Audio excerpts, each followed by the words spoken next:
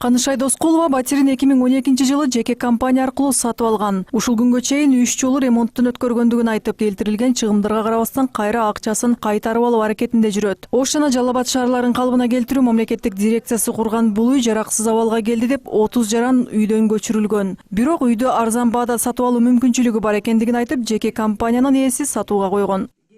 Ушуну жараксыз деп чыгаргандан доказа жараксыз деп мына мэрия эмне үчүн бул кишиге берет? Мына үйдү алып сатып алгын деп берди деп айтты бизге. Кагазда чыккан, ана кагаздар сызсаң, азыр болсок жок жараксыз кече алтынбай деп. Муналарга айтпай эле коюң. Жараксыз деп айтканбыз биз үйдү.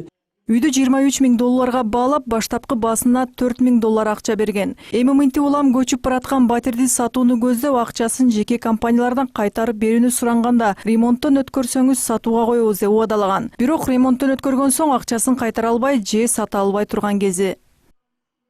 3 ай, 4 ай ремонт кылып эле баргам мен. 2016-жылы 27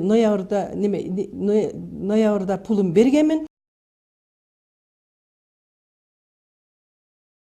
Мына үйүң вузунска кеткен үй экен го десем, жок, ол кичине чөгүп калган, жакшы болуп калат деди.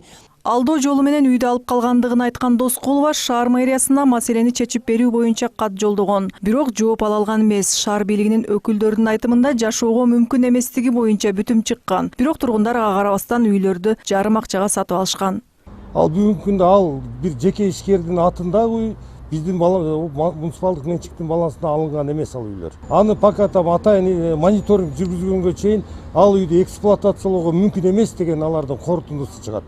Ал эми анар Keçи районундагы 16-үйдү сатып алган Диас жоопкерчилиги чектелген коомунун өкүлүнүн сатуудагы үйлөр боюнча бизге берген маалыматы төмөндөгүдөй болду. Предоплата берген бизге 4 000 доллар. Анан калган жакында акча болот, анан келип договор түзүп үйүңөрдү алам деген.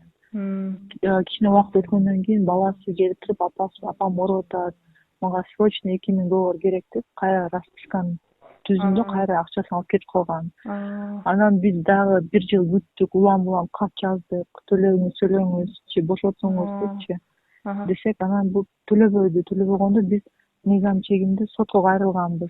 Диас жоопкерчилиги чектелген коомуна аталган үйдү жарактуу деп Ош шаарынын мэриясынын муниципалдык менчик башкармалыгы өткөрүп берген. Мындай маалыматты Оштогу коррупцияга каршы элдик көзөмөл коомдук бирикмесинин түштүктөгү бөлүмүнөн айтып чыгышты. Документ жасай баштаганда анан кийин бул билинип калат. Ошо туура эмес өткөзгөнү боюнча. Бу жерде Ош шаардык муниципалдык менчик ишканасынын айрым кызматкерлери да буга замешан да. Антпесе жасай албайт эле. Андан сырткары Ош шаардык мэриясына бул ошо Диас фирмасы 11,166,796 сом зыян келип атат. Ушул үйдүн разницасынан. Буга дагы мэрия, Ош шаардык мэриясы көзүн жумуп келатат, эч карабай атат.